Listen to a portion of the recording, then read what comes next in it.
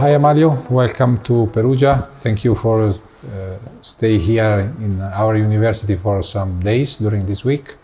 So maybe we met the first time some years ago, but our knowledge was more productive in the last two events that you were in Perugia visiting, attending for a conference, international conference, and now in this week to start some collaboration. So I would like to know your opinion about the city of Perugia. How do you feel here, even if it is winter time? So some general information. So no, Gianluca, thank you so much for the invitation. It's really a great pleasure to be here. And as you say, I was visiting last year during the conference that you were organizing. I had a great time. I really like the city. It has such a great history. It's really beautiful.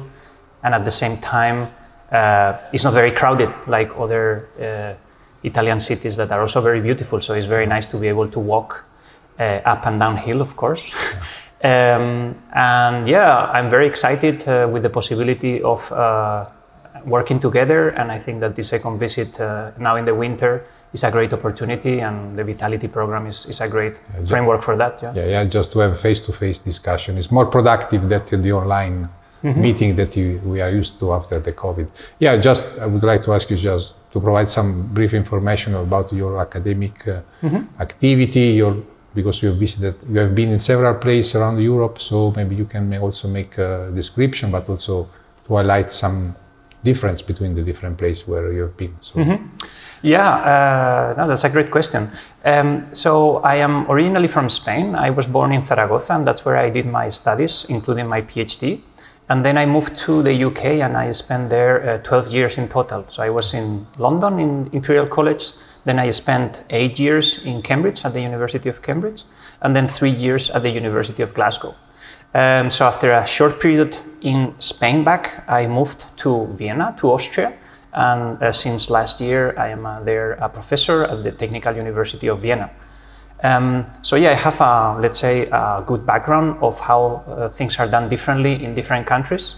And of course, each place has its own advantages and disadvantages. But of course, for me, I feel very British in the sense that I have spent many years there, and I have been doing science for many years there, and I learned from great people, like for example, my postdoc supervisor, Russell Coburn, who is a great person in magnetism. And now in Vienna is also a really great place to be. There's a lot of flexibility, and they are providing me with a lot of resources in order to be able to do my research. Yeah.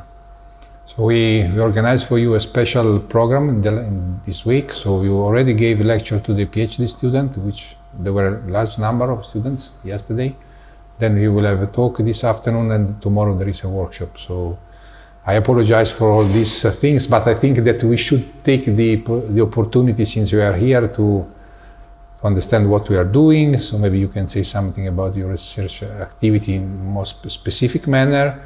And then in the end, we would like to start to collaborate, because we are working on similar, let's say equal topics, but with different perspectives. So yeah. So my expertise, my field of research, the same as you, is on magnetic nanomaterials.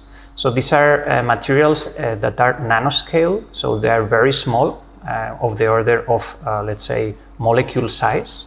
But they are formed by magnetic materials, and we are trying to use these magnetic nanomaterials for new computing devices.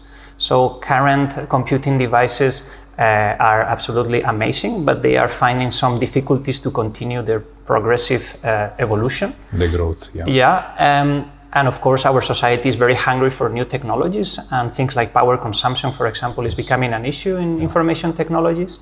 So we are trying to use magnetic nanomaterials to make these computers more efficient, greener, we could say, right? And in particular, we are very interested in three-dimensional magnetic nanomaterials. What does that mean? So traditional nanomaterials are planar. They are confined to one single plane, and then they perform their operations in a single plane. In 3D nanomaterials, this paradigm is broken, and then we can start to store and process information in the 3 dimensions, which is much more powerful. So this is very complicated, of course, and for that we need to develop new tools. And this brings me to the part of your question about how we could complement expertise. Yeah. So we are really good on this type of fabrication, very specialized nanofabrication of these 3D nanomaterials, which is very difficult. And we are investigating new effects that happen with this change of dimensionality from 2 dimensions to 3 dimensions. This is something that could be very interesting for you, I believe, because you are really an expert on the dynamical processes, like what type of things happen over time to this type of magnetic nanomaterials. Yeah. So by providing 3-dimensional nanomaterials, we can study what type of new dynamic processes take place in 3D.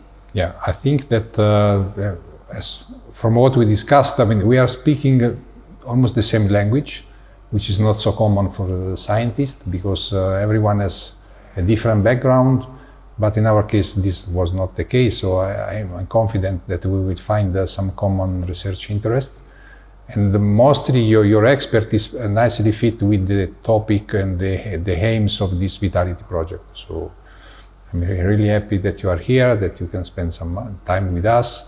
You will know our community, our people, at the University and National Research Council as well. So thank you again for staying here and for this nice conversation. Thank you, it's a great pleasure.